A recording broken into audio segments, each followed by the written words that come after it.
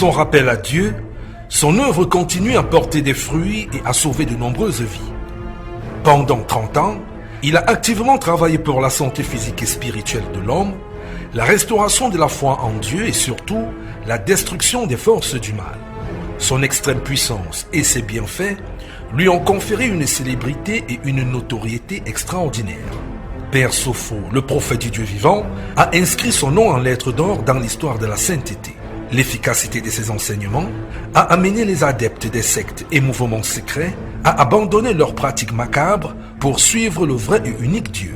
Les nombreuses personnes qui l'ont suivi, grâce à l'éclairage de ses messages, ont développé en eux des vocations et sont devenus plus tard prêtres, pasteurs, imams, anciens d'église, choristes, laïcs engagés, et la liste est loin d'être exhaustive.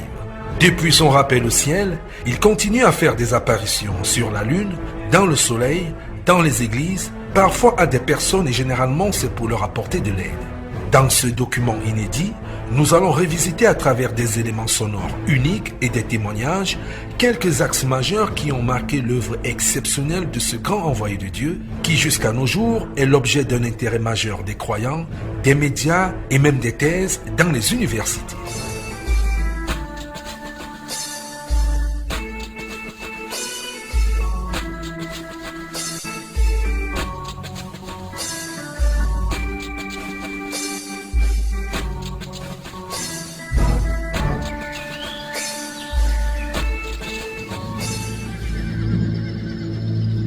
Père Sopho a toujours exhorté ceux qui ont réellement reçu son enseignement de persévérer dans la foi en Dieu, prophétisant même qu'après son départ, cette dévotion continuerait.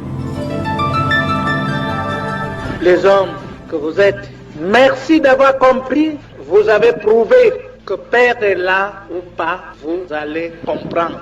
Je vous assure, ça me va profondément dans le cœur.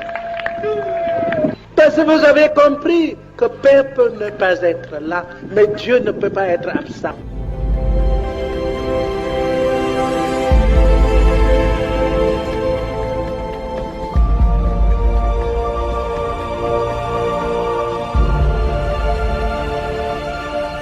Père Sopho constituait un véritable mystère. Tout en lui guérissait, même la poussière de ses chaussures. Sa voix chassait les esprits impurs et les enregistrements de sa voix jusqu'à nos jours produisent le même effet. Sa personne dégageait la paix et l'amour. Ma présence parmi vous, à tout moment que je fais mon entrée parmi vous, l'on doit savoir qu'il y aura la paix. La paix, car mon corps, mon âme produisent la paix, l'amour. Accepte cela sans plus douter. Laissez vos doutes. Que les flatteurs de tous bords ne vous trompent pas.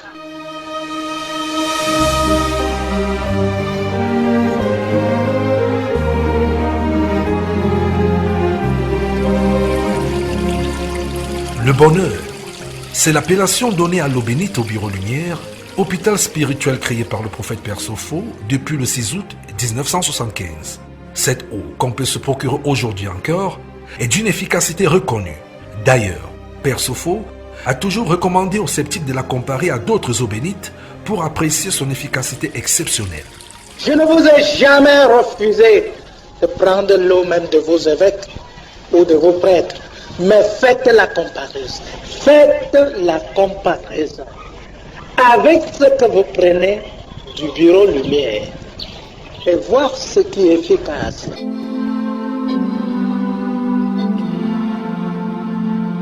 Pour le prophète Père Sopho, le bon berger, c'est lui qui prêche par l'exemple. Et par conséquent, les prêtres et pasteurs devraient être les modèles de leur enseignement et ne jamais se retrouver dans des sectes pernicieuses. D'où ces récriminations faites à certains prélats compromis. J'ai une brochure. Je vais demander qu'on vous la lise. Et c'est l'archevêque de Yaoundé qui a écrit. Et il parle des prêtres qui sont des rosicruciens. Il n'y a rien en contact. Il n'y a rien en commun avec la Rose-Croix et l'Église. C'est bon que moi j'entends que l'évêque en parle de cela. Parce que le successeur de pape a parlé de la Rose-Croix. Et c'est ce qui ruine nos églises. Il n'y a rien en contact avec Dieu et la Rose-Croix. Car la doctrine de la Rose-Croix est à part. Merci que l'Église tout entière a compris ce que dit le Père Sophie. Merci. Tout l'ensemble des églises aujourd'hui se joignent à Père Sophie. Nous devons combattre la Rose. Je dis merci.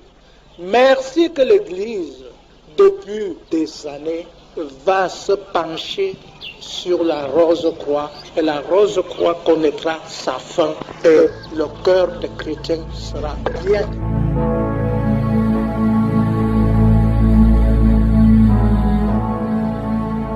Père Sophie, durant son œuvre, a réalisé des miracles qui parfois dépassaient l'entendement humain. Il avait le pouvoir de la parole et toutes ses prophéties se réalisaient avec une haute précision. Face à ce phénomène, il a été assimilé à de nombreux saints.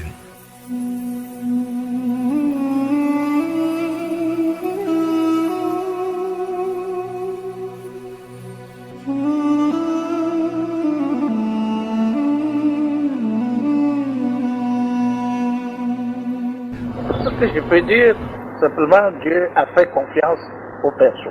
Il a fait confiance en moi afin de me choisir. On ne devient pas prophète après naissance. On naît prophète. Donc, Dieu m'a bâti dès le sein de ma mère d'être son porte-parole mondial. Et c'est ce que j'ai pu faire.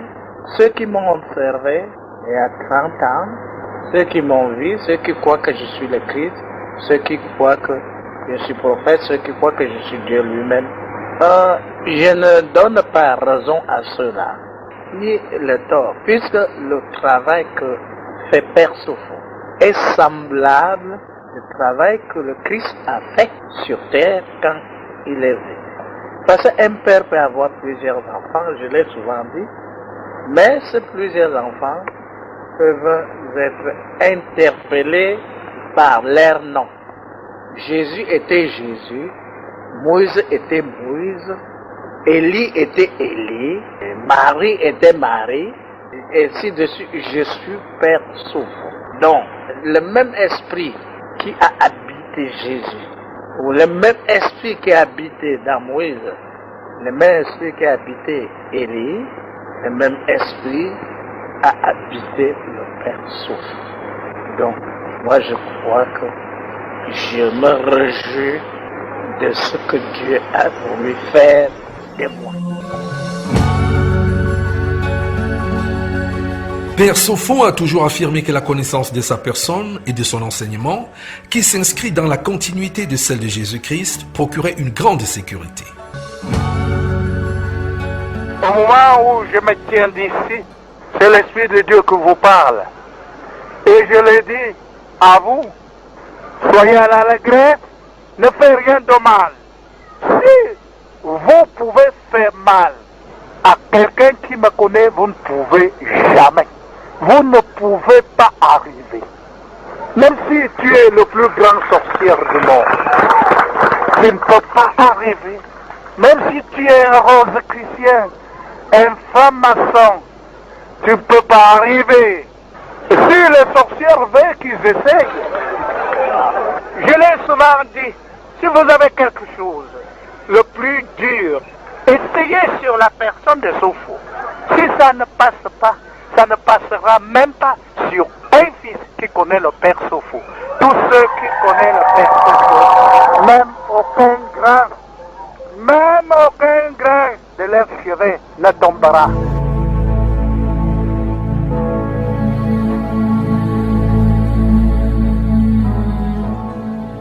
Engagé pleinement dans la lutte contre les forces du mal, Père Sophie préconise le rejet du péché et la mise en pratique des recommandations divines afin d'être toujours animé par l'Esprit Saint. Je vous ai toujours parlé Il y a deux maîtres, il y a Dieu et il y a le démon. À chacun d'entre vous de poser des questions dans son intérieur. J'appartiens à quel maître? Tu seras ton maître par ton propre comportement. Ce n'est pas quelqu'un qui va te dire le maître que tu lui appartiennes. Si tu appartiens à Dieu, l'Esprit Saint serait toujours tout autour de toi. À tout moment où tu as des problèmes. Mais si tu as pour le maître un démon, l'esprit démoniaque doit être dans ta vie et ils vont t'endetter. En ce temps-là, l'esprit de la sainteté ne te regardera pas parce que tu ne l'appartiens pas. Tu ne l'appartiens pas. Tu as ton maître. Je sais, et je vous le dis chaque fois, c'est difficile de comprendre cet enseignement qui est nouveau. Parce que chacun se dit, on dit qu'on croit simplement à Dieu sans aller chercher un peu là-bas, quelque part, vous parcourrez 10 millions de marabouts. Quand la peine vient, ça vous trouve. Vous avez confiance à Dieu et son Esprit Saint demeure avec vous et pour toujours. Pour toujours. Il t'aidera et le bonheur qu'il te donnerait, tu le distribueras à ta famille. Ta famille deviendra une famille de la sainteté. Et on ne meurt pas afin de devenir un saint. La sainteté se prépare de maintenant sur la terre.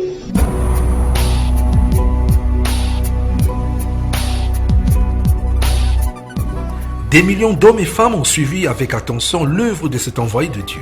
Voici leur témoignage.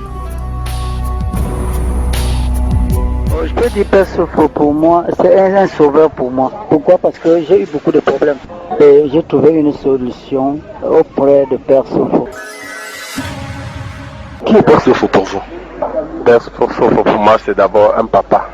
Certaines personnes disent que c'est un prophète, d'autres que c'est Moïse, d'autres Élie, d'autres c'est Jésus, d'autres c'est juste un serviteur de Dieu. Pour vous, il est quoi? Père Sopho pour moi, c'est un prophète. Qu'est-ce que vous le faites dire? Il a dit plusieurs choses qui se sont réalisées. Il a opéré plusieurs miracles. Il nous a prédit des choses. Parce qu'un prophète, c'est celui qui prédit. Et il nous a prédit des choses qui se sont réalisées de par le monde, même pas auprès de lui, mais de par le monde. Qui est Père Sopho pour vous? Père Sopho pour moi est celui-là qui est venu racheter encore le monde. Père Sopho, c'est l'homme-là qu'on attendait depuis des années. Car dans les déclarations, j'y parle, le Père lui-même. Je pèse plus que la surface de la terre. Il est prophète et l'enveloppe a changé, mais le contenu de la lettre reste la même. Lorsque je suis arrivé au camp, j'ai trouvé en lui un conseiller, quelqu'un qui peut changer le comportement de l'homme.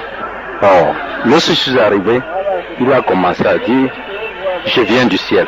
Je pèse plus lourd que la surface de la terre. Personne ne peut faire mal à ce corps. Or, ça m'a fait réfléchir. J'ai laissé ma maladie et je suis parti faire des recherches bibliques. Alors, lorsque j'ai fait des recherches, j'ai compris que ce n'était même pas seulement un prophète, mais il était un grand prophète. Si je suis choriste aujourd'hui, si je parle de Dieu convaincant, c'est grâce à son enseignement. Je m'explique. J'ai été une femme des rues. Je n'étais pas récupérable. Et grâce au Père Sopho, je suis revenu l'enfant de Dieu. Parce qu'il était au service du diable. Je suis redevenu l'enfant de Dieu. Aujourd'hui, il m'a dit, supporte les épreuves et on fera le reste. Pour moi, Père Sopho, c'est mon sauveur. Non seulement qu'il est mon père, il est mon sauveur, car il m'a sauvé la vie. Parce que j'étais destiné à mourir. Et c'est cet homme qui m'a sauvé la vie. Et je continuerai à venir à la carrière toute ma vie. Il vous a sauvé la vie comment? J'étais malade. Yahweh m'avait donné une grossesse mystique que j'ai fait 2 ans avec cette grossesse.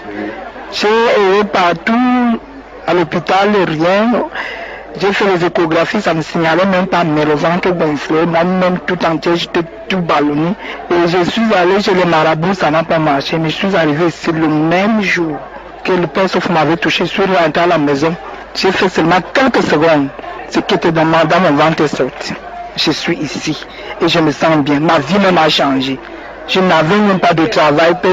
Quand il me disait de toujours revenir ici, je lui disais que je n'avais pas l'argent. Il m'avait dit tu viendras. En rentrant, on m'a proposé un travail que je travaille jusqu'à aujourd'hui. À l'église même, j'ai rêvé. Père Sofo me donna un fauteuil. Quelques jours après, même les prêtres m'ont pris comme secrétaire paroissial. Donc des merveilles, c'est ma vie, la carrière. Je suis d'abord une première bénéficiaire des œuvres du Père Sofo. J'avais des problèmes d'accouchement. J'ai eu mes 2 enfants au camp, qui sont d'ailleurs les génies si je peux le dire. J'ai retrouvé ma santé, celle de mon mari, ma famille. Je ne parle que de mon cas personnel. Donc si on demande mon avis pour son œuvre, je peux dire que c'est un prophète. Un prophète, c'est celui-là qui fait des choses extraordinaires, des choses qui dépassent notre entendement. Il a eu à ressusciter les morts à ma présence. Il a ouvert les yeux des gens devant moi. Il a fait marcher les handicapés devant moi. Même hors du Cameroun, ça c'est des œuvres que j'ai vues. Père Sofo a ouvert le ciel devant moi. Je sais qu'il a réconcilié les foyers, donné du travail aux gens, parce que il suffisait que tu aies confiance en ce qu'il fait pour que le Seigneur te comble. Puisqu'il nous a toujours dit que ce n'est pas lui qui fait, mais on passe par lui pour faire. Donc il suffisait de croire que c'est le Seigneur qui, à travers lui, se manifeste pour que ton problème soit résolu. Il y a beaucoup de choses que j'ai eues et que j'ai vues en cheminant avec lui. Que ce soit au Cameroun, que ce soit en Allemagne, que ce soit au Gabon, que ce soit au Bénin. Donc tout ce qui se passait devant moi. Ça m'a dépassé. Père Sofo a arrêté une chute en Allemagne devant moi. Une chute d'eau conduite par le courant. Et Père Sofo a arrêté. Devant moi, la chute s'est arrêtée. Et quand j'ai demandé, mais pourquoi tu l'as fait, il dit que, mais je me suis dit que si c'est le courant qui fait tourner cette chute, je vais voir si moi, avec la puissance que j'ai, je ne peux pas arrêter. Et effectivement, il a arrêté. La chute est en Allemagne. S'il faut que je vous raconte les miracles que Père Sofo a eu à effectuer, je me rappelle, il y a l'un de nos frères ici, pendant qu'on célébrait son mariage à Chinga Christ-Roi, il n'y avait pas de nourriture. Il n'y avait pas de nourriture. Lorsqu'on arrivait, c'est Père Sofo qui priait et il portait la bénédiction. Il pouvait me demander à quelqu'un d'autre de prier, mais lui portait sa bénédiction. Je crois que c'est cette bénédiction-là qui multipliait le repas. On a eu à manger à notre faim et boire la boisson, même il y avait reste. Lui-même, il s'est défini.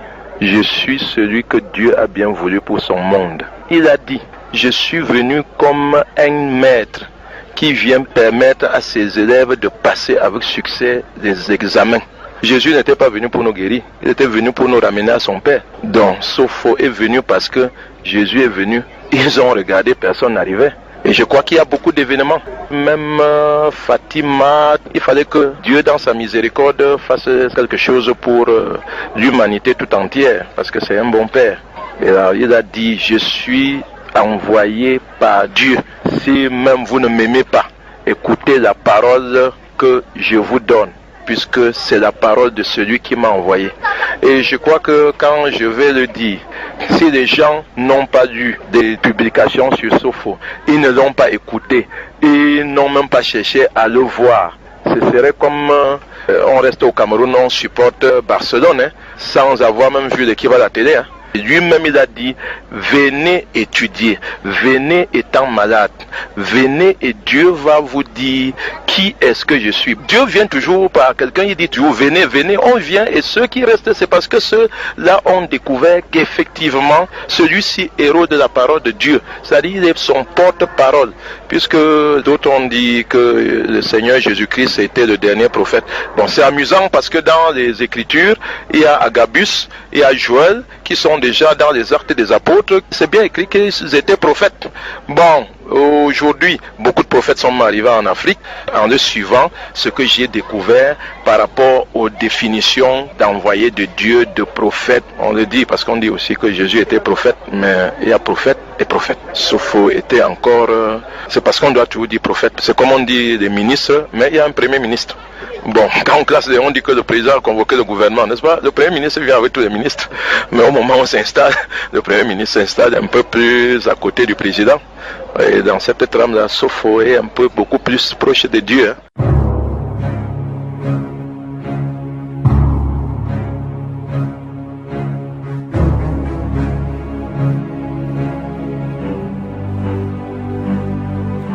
Guidés par l'esprit d'investigation, des universitaires, chercheurs, hommes d'église, historiens, écrivains, des journalistes, à l'exemple de cette équipe de France 2, ont essayé de décrypter le phénomène Père Sopho. Voici les impressions du journaliste Bernard Smith à la suite d'un grand reportage réalisé pour le compte de l'émission Complément d'enquête sur France 2. Nous sommes une équipe de France 2, donc la télévision française.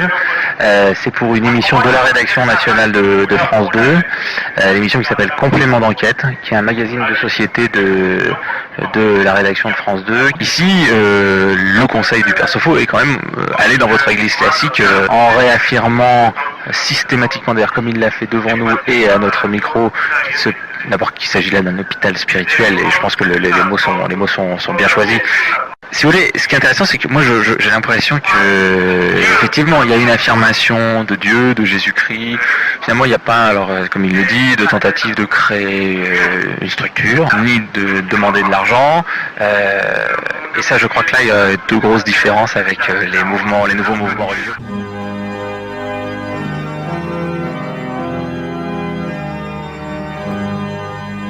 Les hommes d'église ont également observé cet envoi de Dieu. Voici les impressions de Jean-Philippe Casterman, prêtre de l'église catholique romaine. Père Sopho, qui, je le disais moi-même à l'archevêque, est un homme qui ne fait pas d'histoire, à la différence de Mala, qui était condamné par la justice. Père Sopho ne fait pas d'histoire. Vous connaissez mon document libéré de la sorcellerie et des marabouts. Il y a un article, bien sûr, sur Père Sopho. Nous l'avons. J'ai tenu à être rationnel et juste, en commençant par donner le côté Sopho, le côté séduisant, mais même qui est vrai. C'est un homme paisible. Et qui attire beaucoup de monde. Qui ne fait pas de désordre. Qui attire des hommes et qui doit faire quelque part du bien, semble-t-il. Et reconnaître le bon côté, sauf faux. Mais je reviens à ce que je disais et je termine là-dessus. Le culte autour de Père Sopho.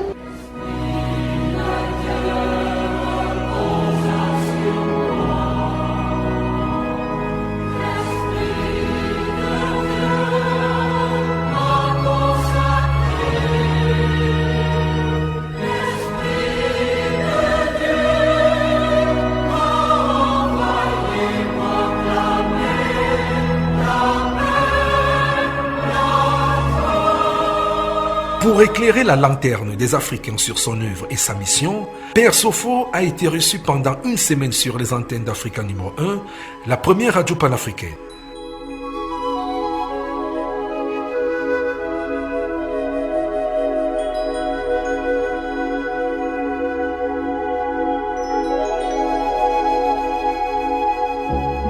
Mesdames, Messieurs, un Américain, Bayard Spalding, a écrit un livre qui a plus de 60 ans. Son titre, 13 leçons sur la vie des maîtres.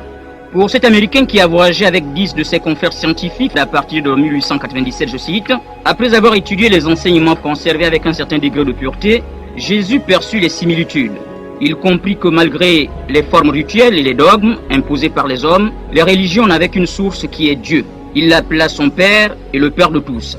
Alors il jeta toutes les formes au vent et alla directement vers Dieu, droit au cœur de son Père aimant. » Nous avons cru bon rappeler l'existence de cet ouvrage en recevant aujourd'hui en provenance du Cameroun un prophète, le prophète du Dieu vivant, Jean-Ernest Wambo, dit Père Sopho. Bonjour. Bonjour, monsieur le journaliste. Avec moi dans ce studio est comme toujours Patrick Nguemandong, le maître. Oui. Jean-Claude, bon, et voilà le passeport de monsieur Wambo, c'est-à-dire, et voici la profession. Qu'est-ce qui est marqué sur le passeport? Là, vous lisez, hein?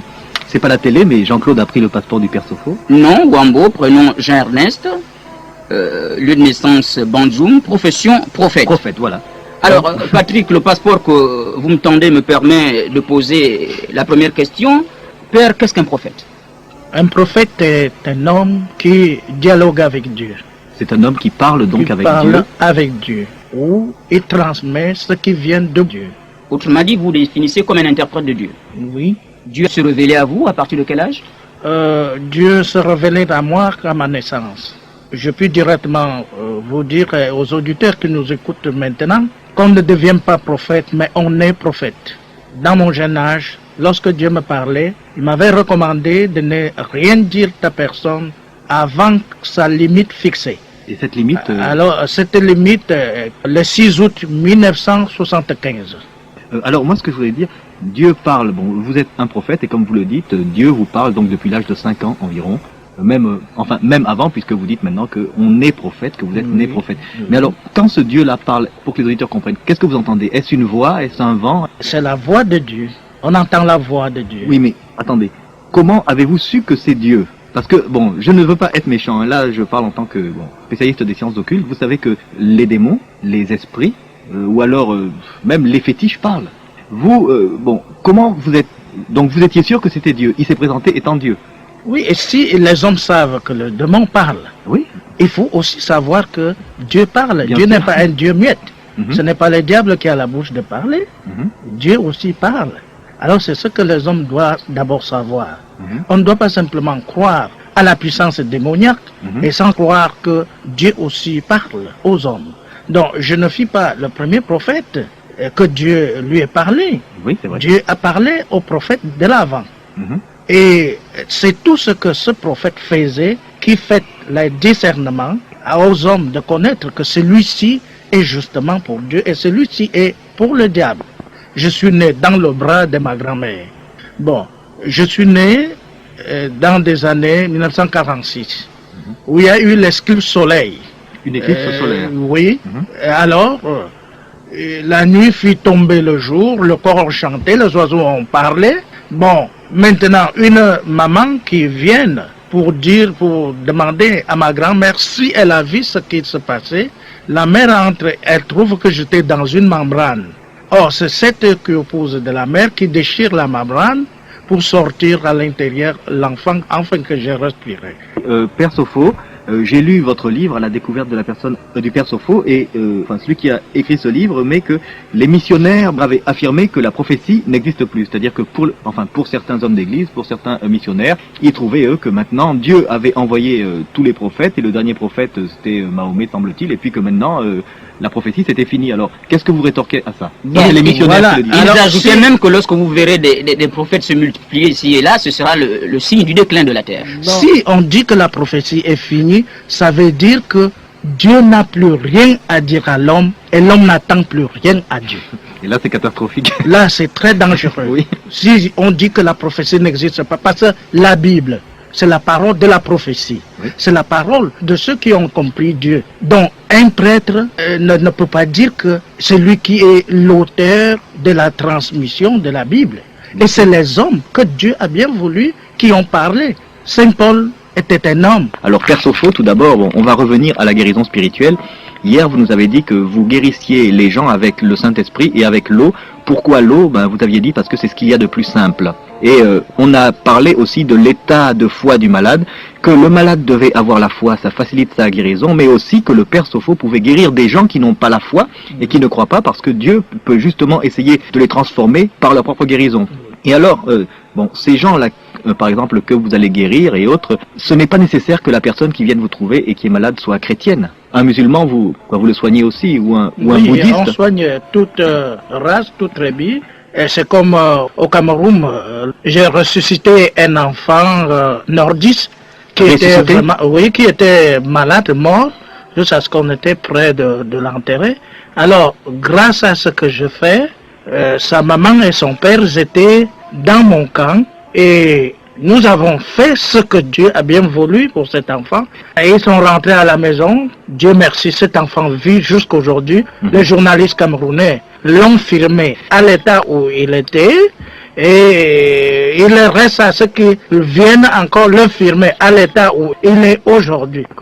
Il y a un auditeur qui ne résiste pas à la tentation de vous joindre, Père Sopho. Il est en ligne, sur la première ligne. Monsieur Adonaï, vous appelez de Paris. On va vous laisser peut-être poser la toute dernière question. Oui.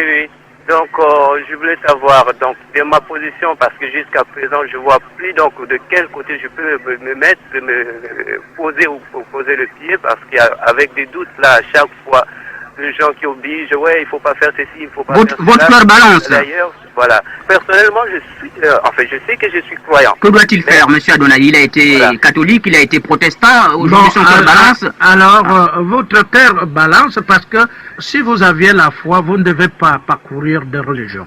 Alors, vous devez s'abstenir et rester dans une seule comme catholique que vous étiez d'abord et pour apporter un concours dans le milieu.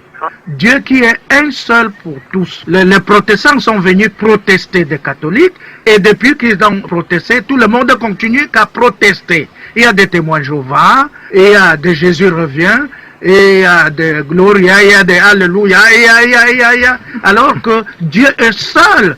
Or, mon cher ami, vous avez raison de poser votre question parce que moi j'ai dit au ciel, il n'y a pas un côté pour les catholiques et il n'y a pas un côté pour les musulmans, il n'y a pas un côté pour les protestants, il n'y a pas un côté pour des religions.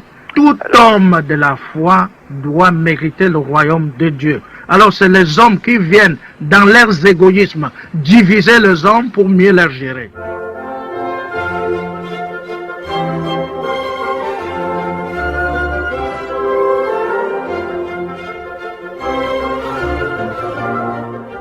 Reconnu officiellement comme prophète dans son pays, il bénéficiait d'une haute considération de la part des autorités. C'est ainsi que lors de sa visite pastorale au Gabon en 2001, il a été reçu par l'ambassadeur du Cameroun, dont voici un extrait de la locution.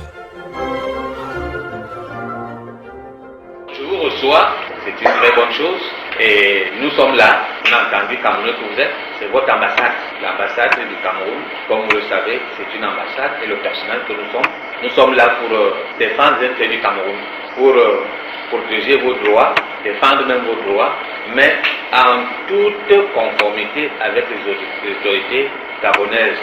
Je voudrais donc, chers frères, avec la délégation qui vous accompagne, je vous souhaite une cordiale et fraternelle bienvenue. De toutes les façons, mes collaborateurs et moi sommes peut-être disposés à répondre à vos attentes, si nous pouvons le faire. Je dis ceci, le Cameroun est uni, le Cameroun du nord au sud doit vibrer pour que la paix sociale prévale, règne. Merci beaucoup. Merci. Merci de m'avoir donné la parole. Nous sommes arrivés au Gabon sur la demande des Gabonais qui m'ont vu travailler, qui ont sollicité le Père Sofo pour que les souffrants de Gabon puissent bénéficier des traitements de Père Sofo.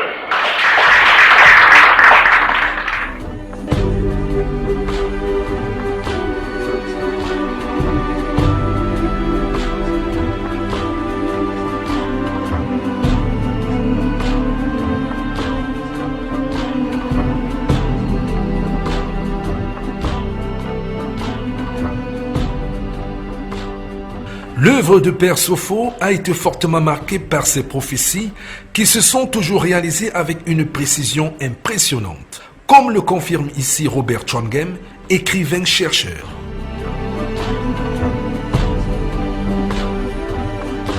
Père Sofo a fait de nombreuses prophéties, je vais attraper comme ça quelques-unes parce qu'on ne peut pas faire n'est-ce pas, un exposé complet sur la multiplicité des prophéties qu'il a faites.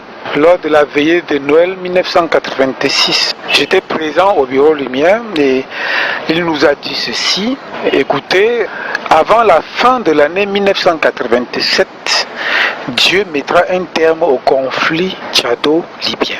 À l'époque, au moment où il a fait cette annonce, le conflit tchado-libyen était à son paroxysme. Et cela a pris fin au courant de l'année 2007.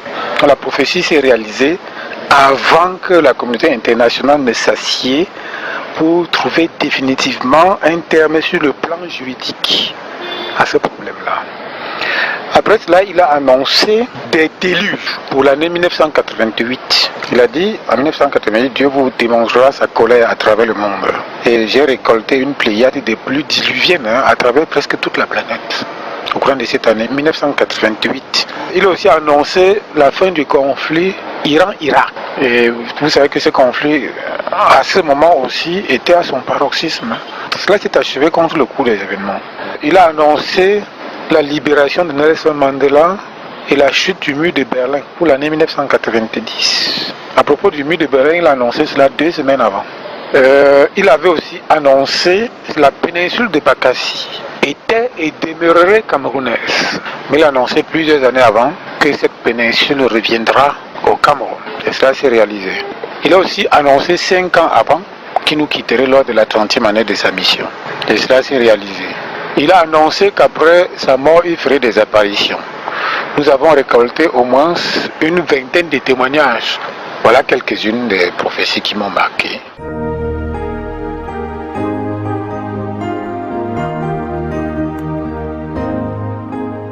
L'œuvre du prophète Père Sopho sur le plan international a été marquée par une empreinte indélébile. En Allemagne, au Gabon et au Bénin, il a réalisé de nombreux miracles. À Cotonou, on s'en souvient encore. Je vous dirai, mes chers Béninois, je remercie Dieu par la grâce du Père Sopho qui est arrivé au Bénin nous sauver. Aujourd'hui, je remercie le Père Sopho car il est arrivé effectivement nous guérir au Bénin. Car on dit que Jésus reviendra. Reste à savoir, c'est lui qui est avec nous aujourd'hui. Les œuvres émanant de Dieu se caractérisent généralement par leur portée salvatrice et leur pérennité. Père Sopho, pendant ses 30 années de mission, a drainé au Bureau Lumière une foule impressionnante grâce à ses messages de paix, d'amour, de pardon et à ses nombreux miracles. La prophétesse Marie Lumière, qui a collaboré avec lui, assure au quotidien la houlette de cette œuvre divine qui, chaque jour, restaure et sauve de nombreuses vies humaines, tout en permettant aux chrétiens de vivre dans la foi et l'espérance en Jésus-Christ.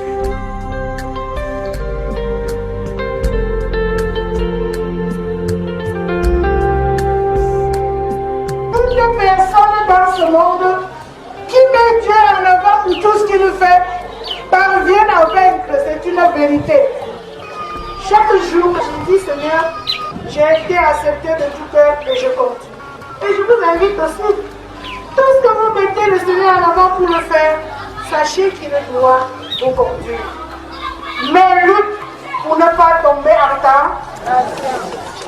Lutte pour ne pas tomber en temps. Si tu vis honnêtement, le ciel te protégera et partout tu seras, tu vas vaincre.